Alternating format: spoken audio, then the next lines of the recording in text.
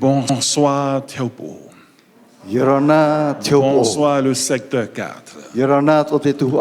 J'espère que vous allez bien. Meitei. Meitei partout. C'est good.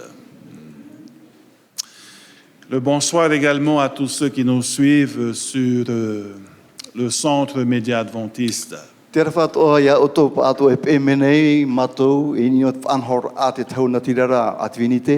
là où vous êtes, soyez bénis ce soir.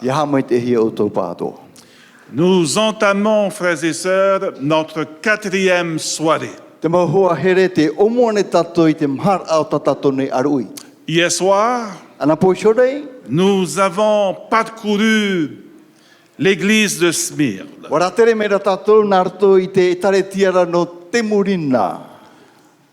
Mais avant-hier soir, nous avons vu Éphèse.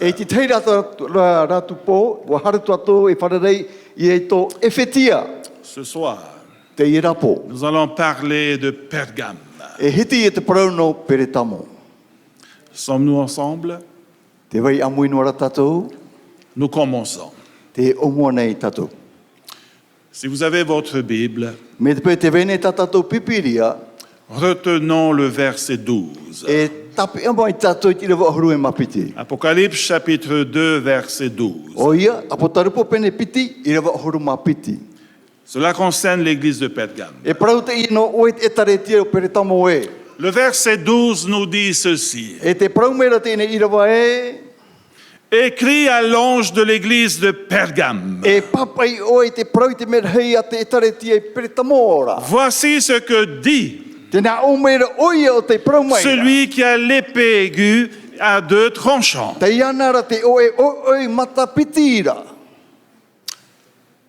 Sommes-nous ensemble? Jésus se présente lui-même étant l'épée à 2 tranchants. Et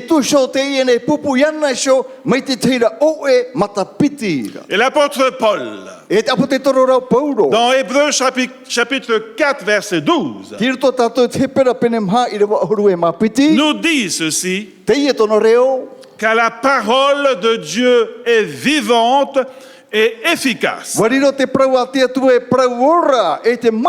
plus tranchante qu'une épée quelconque à 2 tranchants, pénétrante jusqu'à partager âme et esprit,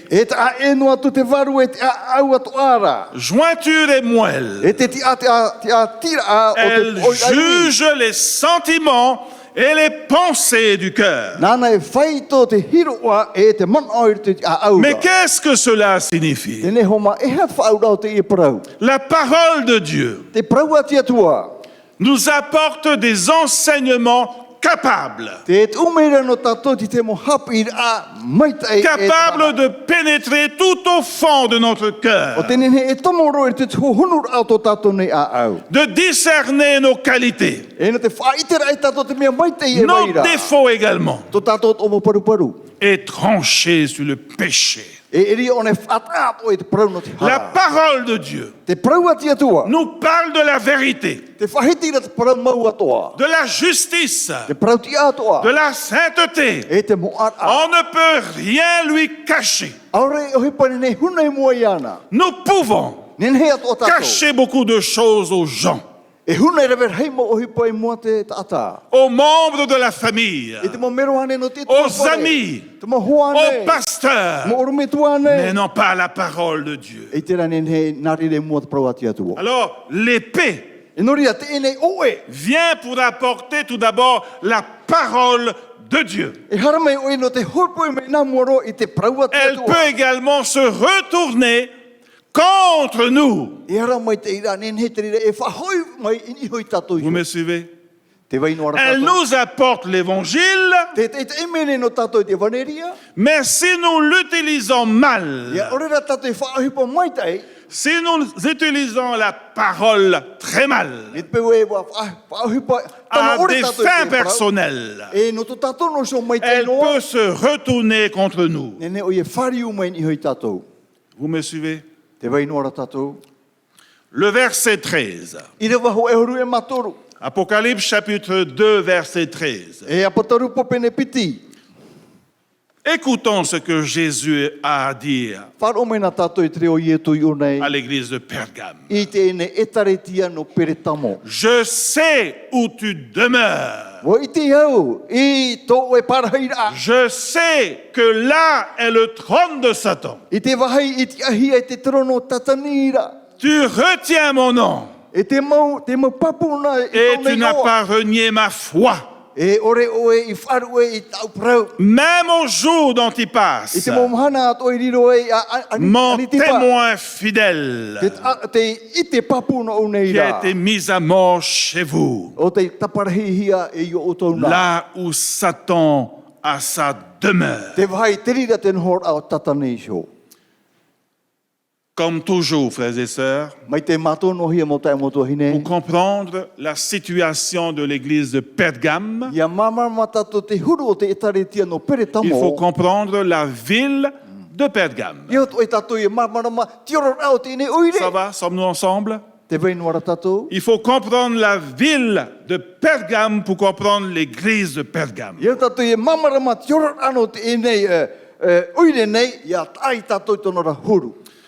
Pergame signifie citadelle.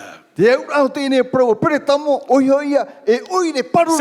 une ville des plus influentes de l'Empire romain.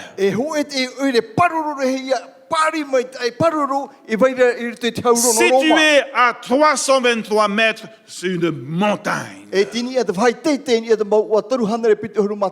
Pergame était différente.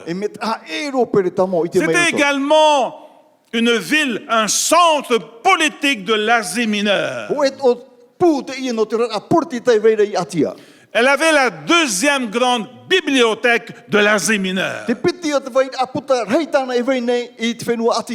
Pergame possédait également un auditorium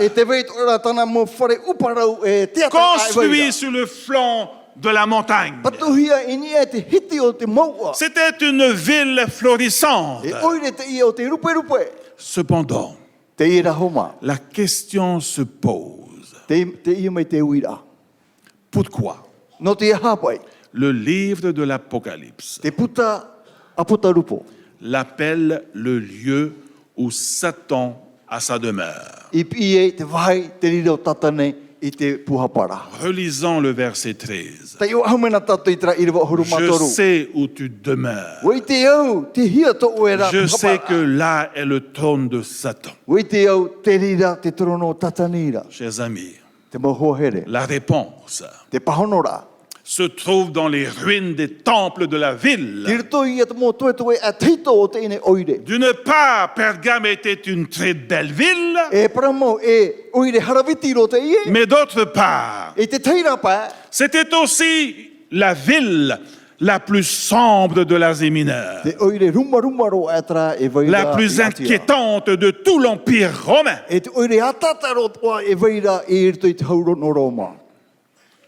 La ville de Pergame possédait 3 temples. Un temple dédié au culte de l'empereur romain. 2. Un temple pour la déesse Athéna. Troisièmement, un grand autel, l'autel de Zeus, le roi des dieux grecs. Vous savez, le mot trône a d'abord été utilisé pour désigner un fauteuil, une résidence personnelle, une résidence privée. C'était le fauteuil du maître des lieux, le maître de maison. Le fait même que Jésus utilise ce mot signifie que Satan se sentait chez lui. Il se sentait en ce lieu à l'aise. Il était assis sur son trône. C'était son territoire. Il était le maître de la maison. Vous savez, la ville de Pergame possédait également un centre thérapeutique, médical. Et ce centre, on appelait à cette époque Asclépion. Bâti en l'honneur du dieu serpent. Asclépios. Et au 1er siècle, ce lieu se situait au carrefour entre l'hôpital et une station thermale. Et vous savez, les patients pouvaient recevoir des bains de boue, des soins chirurgicaux très importants. Même l'empereur romain faisait le voyage pour recevoir des soins. Il ne s'agissait pas d'une visite médicale ordinaire. Et si vous étiez un patient en phase terminale, il ne vous était pas permis de vous rendre à Asclépion. Pourquoi? Parce que les prêtres ne voulaient pas qu'on dise que quelqu'un était mort dans ce lieu. Les patients, les malades, entraient par un tunnel. Un tunnel souterrain. Et ensuite, ils buvaient un sédatif. Et dormaient dans les dortoirs. Toute la nuit. On leur disait que Dieu, Asclépios, leur parlerait pendant leur sommeil. On lâchait des serpents dans ce lieu qui rampaient sur leur corps. Voilà ce qui se passait à cette époque. On croyait que les serpents possédaient la puissance de guérir. Et si un serpent se glissait pendant votre sommeil, c'était un signe divin, une puissance de guérison. Et le lendemain matin, les patients racontaient leurs rêves aux prêtres qui prescrivaient un traitement. Enfin, les patients offraient leur corps malade, couvert d'argile.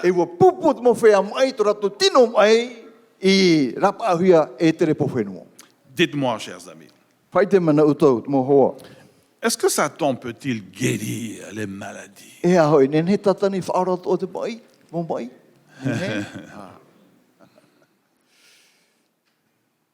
C'est Jésus qui guérit vraiment. C'est Jésus qui sauve. Un autre point. La deuxième partie du verset 13. Il est dit ceci. Même au jour d'Antipas, mon témoin fidèle, qui a été mis à mort chez vous, là où Satan a sa demeure. Voyez-vous, les habitants de Pergame adoraient plusieurs dieux grecs, plusieurs dieux romains.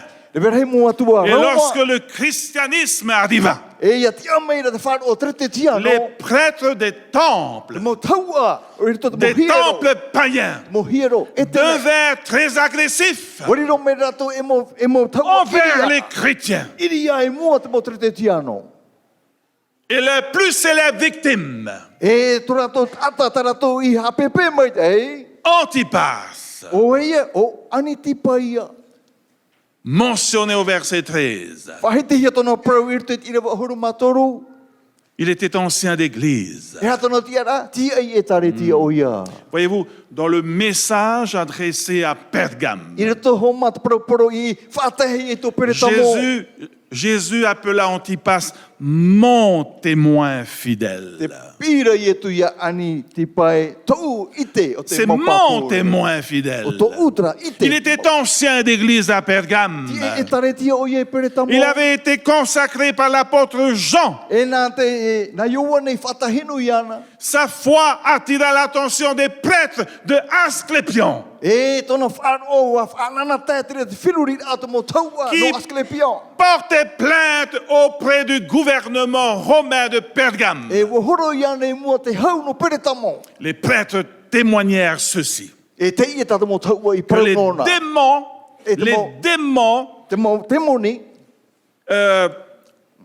ils avaient vu les démons dans un rêve.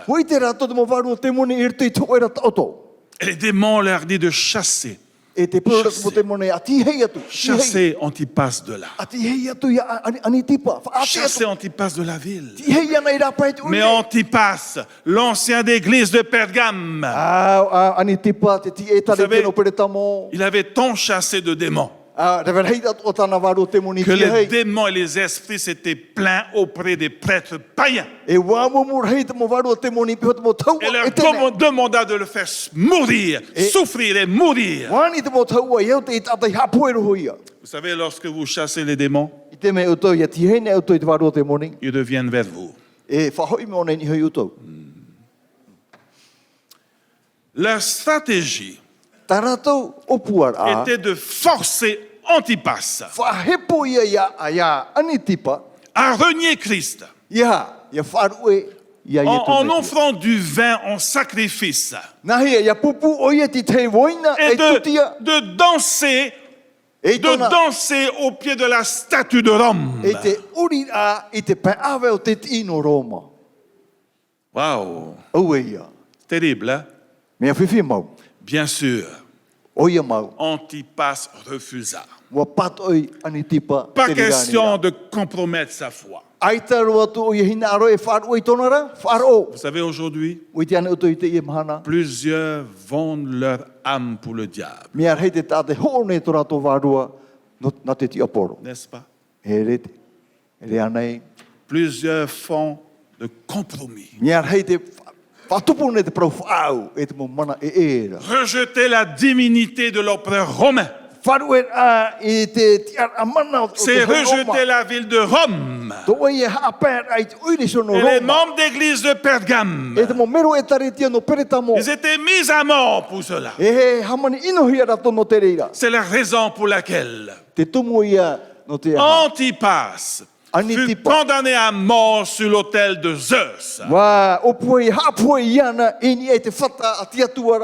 Vous savez comment ça se passe sur l'autel de Zeus? Oui, il y avait l'autel de Zeus. Il y avait un taureau d'airain creux destiné au sacrifice humain. Les prêtres prenaient la victime et la plaçaient à l'intérieur du taureau creux. Ils l'attachaient de sorte que sa tête soit placée dans la tête du taureau. Ensuite, ils allumaient un grand feu sous le taureau. Et au fur et à mesure que les reins chauffaient, La personne prisonnière à l'intérieur est progressivement brûlée jusqu'à la mort s'ensuit. Et lorsque la victime commençait à gémir, puis à hurler de douleur, ses cris se répercuter le long des tuyaux situés dans la tête du taureau. De sorte que cela donnait l'impression que le taureau prend vie. Même au plus fort des flammes, chers amis. Antipas a prié pour son église, l'église de Pergame. Quel ancien, n'est-ce pas? Quelle vie d'ancien! Ancien d'église! Quel exemple! Quel exemple pour nous aujourd'hui! Vous savez, aujourd'hui, beaucoup recherchent la fonction. Ancien d'église. Premier ancien, sans vraiment avoir la vocation. Lorsqu'il s'agit d'affronter les démons, il n'y a plus quelqu'un. Il n'y a plus personne. Lorsqu'il s'agit d'aller sur l'autel de Zeus, il n'y a plus personne. Antipas, ancien d'église de Pergame, avant de mourir, il a prié pour son église, l'église de Pergame. Quel ancien d'église, n'est-ce pas? Laissez-moi vous dire autre chose. Par rapport à l'autel de Zeus, à Pergame, il ne reste plus que les fondations de l'autel de Zeus. Une bonne partie de l'autel a été transportée à Berlin, en Allemagne. Vous le savez? Et un homme, Albert Speer, un proche d'Adolf Hitler, il s'est inspiré de l'autel de Pergame, de Zeus, pour bâtir le trône de Hitler. Du haut de son trône, Hitler fascinait des millions de personnes. Nous connaissons l'histoire. Il dépouilla les Juifs de leurs droits citoyens jusqu'à les tuer. Rappelez-vous le massacre des Juifs,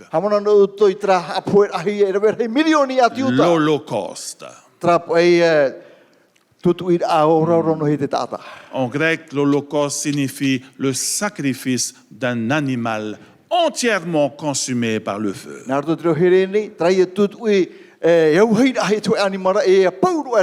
Est-ce que cela vous rappelle quelque chose? Antipas. Il mourut tout comme un animal, sacrifié, consumé par le feu sur l'autel de Zeus à Pergame. Ce lieu, Jésus appelle le trône de Satan.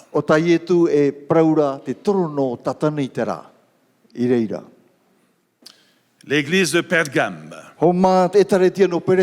avait aussi un problème. Il fallait adorer la statue de l'empereur romain. En cas de refus, ils étaient disqualifiés, persécutés et placés sur l'autel de Zeus. Vous savez, pour éviter de terminer comme Antipas, les membres d'église de Pergame faisaient des compromis. avec des doctrines de démons, des doctrines de Balaam, des doctrines de Nicolaïtes. Est-ce que parfois, chers amis, il nous arrive de faire des compromis avec nos convictions spirituelles?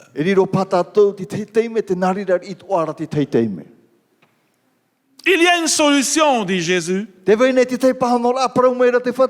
Réponds-toi. Sinon, je viendrai à toi bientôt. Sur le plan prophétique, l'église de Pergame ressemble à l'église chrétienne. Entre l'an 313 à l'an 538, où le christianisme avait fait des compromis avec Rome. Oui, c'était une période où l'Église avait fait des compromis avec le paganisme. Nous appelons aussi cette période la période Constantine. Vous savez, en avril 313, l'empereur Constantin a promulgué une loi. On appelle cette loi l'édit de Milan, par lequel chacun pouvait adorer Dieu à sa manière.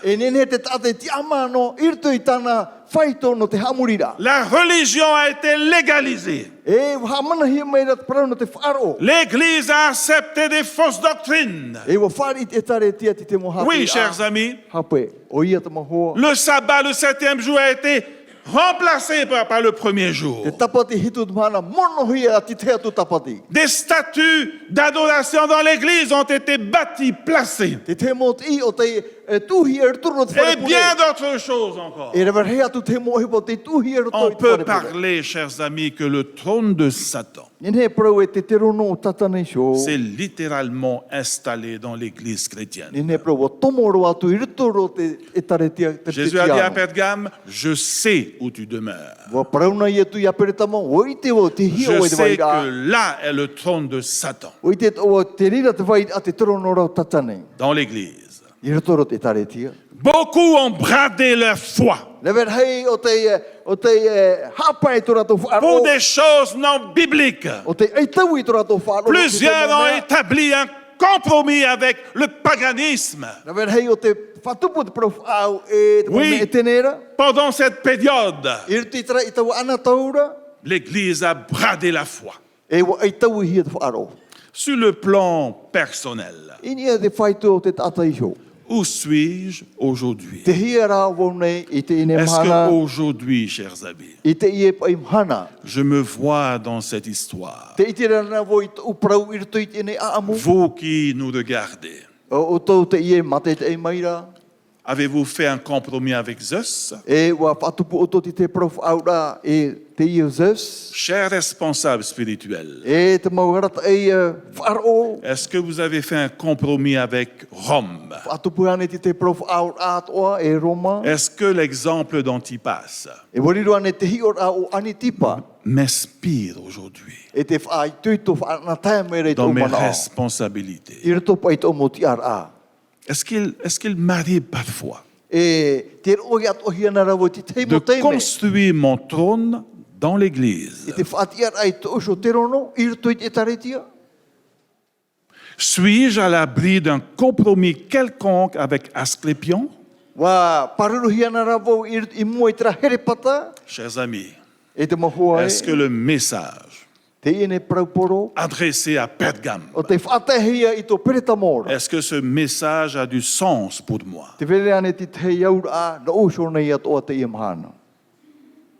Courage. Courage.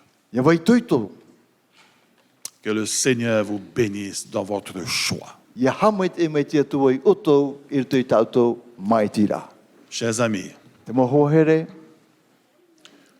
Demain soir, nous n'aurons pas de soirée.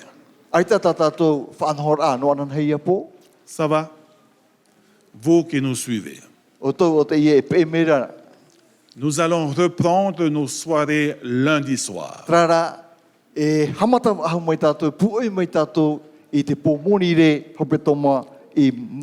Demain soir, je serai occupé à faire une veillée.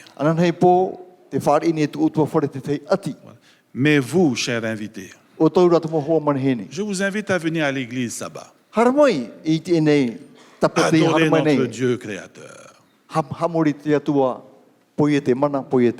Nos soirées reprendront lundi soir. À la même heure. Ça va? Que Dieu vous bénisse.